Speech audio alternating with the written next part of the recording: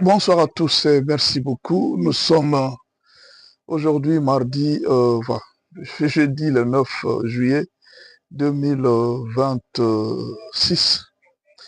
Je voudrais quand même vous faire comprendre, parce qu'il y a beaucoup de gens qui me posent la question, pasteur, jusqu'à quand la fin de cette guerre? C'est comme si le gouvernement congolais néglige beaucoup de choses. Qu'est-ce qui se passe? Pourquoi la guerre? Jusque-là, elle a beaucoup traîné. N'y a-t-il pas une solution? Nous sommes allés vers les Américains. Qu'est-ce qui ne va pas? Pourquoi jusque-là, on ne sent pas vraiment la présence américaine? Il y a une question qu'on doit se poser pour le moment. Est-ce que le Rwanda ne craint pas les États-Unis? Est-ce que le Rwanda ne craint pas les États-Unis ou il est carrément en train de jouer un rôle?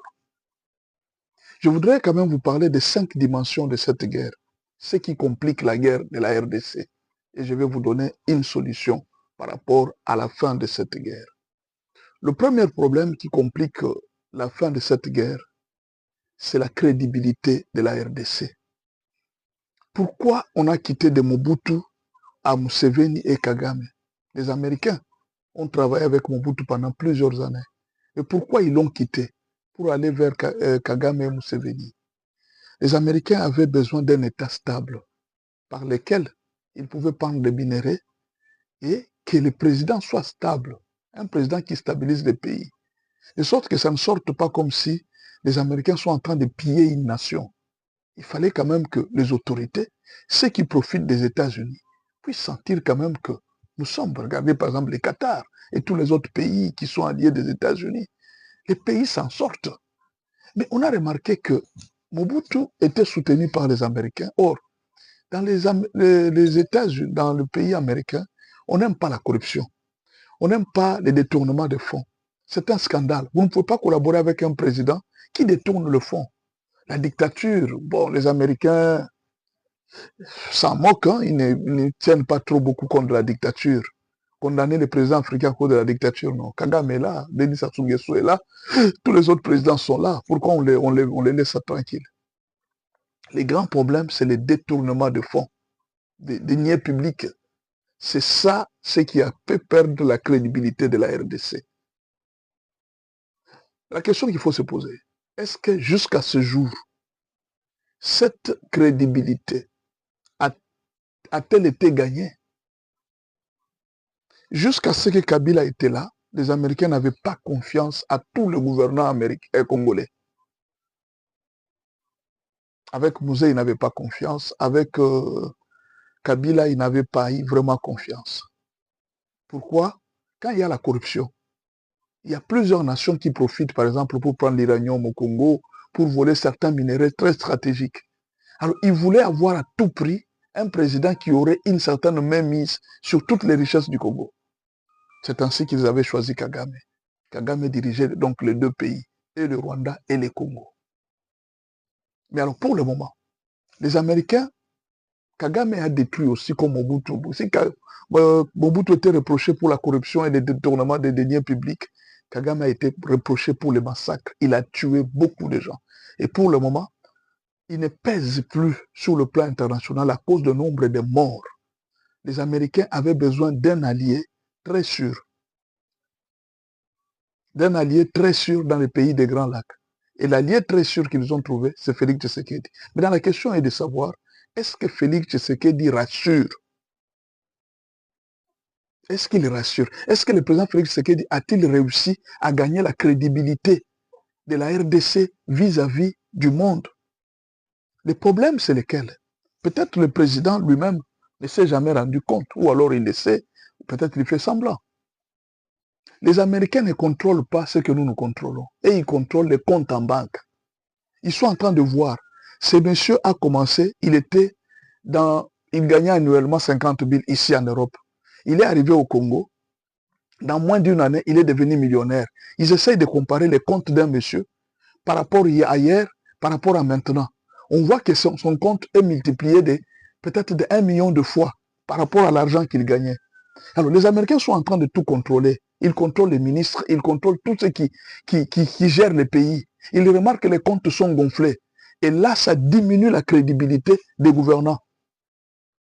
Et là, c'est difficile qu'on vous fasse totalement confiance. D'où vous êtes en train de voir les doutes des Américains entre le Rwanda et la RDC. Il faudra que le président Félix Tshisekedi annonce des réformes parce qu'à un certain moment, les Américains lui ont fait confiance, surtout quand il a travaillé avec Gilles Alinguetti, quand Moutamba a commencé les procès des ministres, on a dit que nous voilà quand même depuis longtemps une personne qu'on cherchait. Et je ne sais pas si le président Félix Tshisekedi saura tenir cette même démarche qu'il avait commencé, les réformes qu'il avait commencées pour l'État. Attendons voir. Peut-être qu'il pourra gagner cette crédibilité qu'on a perdue depuis Mobutu. La deuxième dimension, les Américains se sont sentis en quelque sorte trahis par les Chinois. En fait, les Chinois et les Américains travaillent ensemble, il faut les reconnaître. Les Américains ont besoin des Chinois, les Chinois ont besoin des Américains. Parce que la Chine coule ses marchandises aux États-Unis. Et les Américains ont la main d'œuvre facile en Chine. Bien alors, ces deux pays ont besoin l'un de l'autre. Mais depuis un certain moment, la Chine a commencé à faire des chantages aux États-Unis par rapport aux minéraux de la RDC. Alors, les Américains se sont dit non, on ne peut pas abandonner la RDC, nous devons revenir à la RDC. Mais revenir avec qui? Avec quel président? C'est la question qui est là.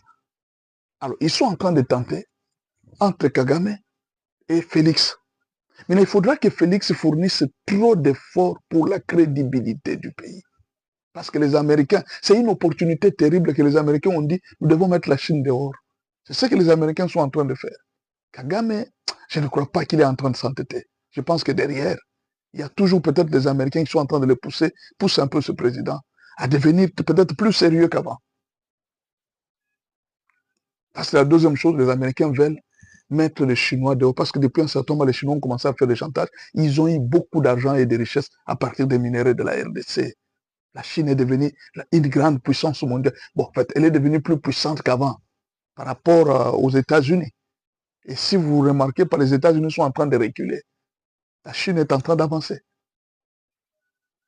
La troisième problématique géopolitique le troisième conflit de ces réalités, c'est une réalité économique. Le Rwanda vit de la RDC. La richesse du Rwanda, c'est en RDC. Le Rwanda dépend. C'est vraiment un conflit économique. Le Rwanda veut vivre. C'est comme un moustique qui vit du sang. Le Rwanda vit du sang de la RDC. Comme les moustiques, les punaises vivent de sang, c'est ainsi que le Rwanda vit du sang de la RDC. Le Rwanda ne peut pas vivre sans avoir sucé le sang de la RDC. Et là, il faudra qu'un État puisse être très fort. Alors, pourquoi les gens pensent que le Rwanda est très fort? Non, le Rwanda n'est pas fort. Le Rwanda avait réussi à nous infiltrer depuis 30 ans. Ce qui fait que même maintenant, pendant que je parle, le Rwanda a encore des infiltrés au sein de l'armée. Ils avaient préparé cette guerre depuis très longtemps. Pendant très longtemps, c'était une guerre pour la gagner. Ce n'est pas facile. Nous étions en quelque sorte dans un filet d'araignée. De sorte que le Rwandais avait déjà tracé toutes les lignes partout où il pouvait reprendre la force au cas où la RDC remontait. Et alors, la guerre qu'on a, c'est aussi cette guerre d'infiltration. Les trahisons qu'on a, on a pris aujourd'hui telle ville, on a été déjà au Minembwe centre, et depuis un certain temps, on recule encore. Le problème, c'est quoi maintenant? On ne sait pas qui, jusque-là, travaille réellement pour le Rwanda. Et parfois, même certains proches de Félix, en qui le président a confiance, ils sont parfois des agents doubles du Rwanda. Et c'est une des grandes difficultés de cette guerre. Une des grandes difficultés de cette guerre. Et aujourd'hui même, ce qui est encore plus grave, et qu'on a acheté même des politiciens, des opposants qui travaillent en faveur du Rwanda.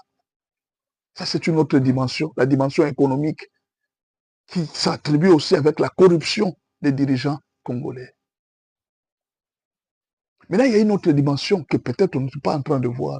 C'est la dimension mystique, la sorcellerie, l'occultisme.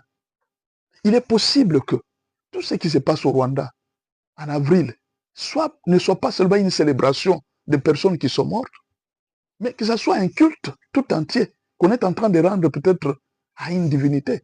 Nous avons vu aux États-Unis qu'il y a toute une religion où les squelettes, les crânes est le principal insigne de cette religion. Et dans cette religion, il y a les bouches, il y avait tous les grands des États-Unis.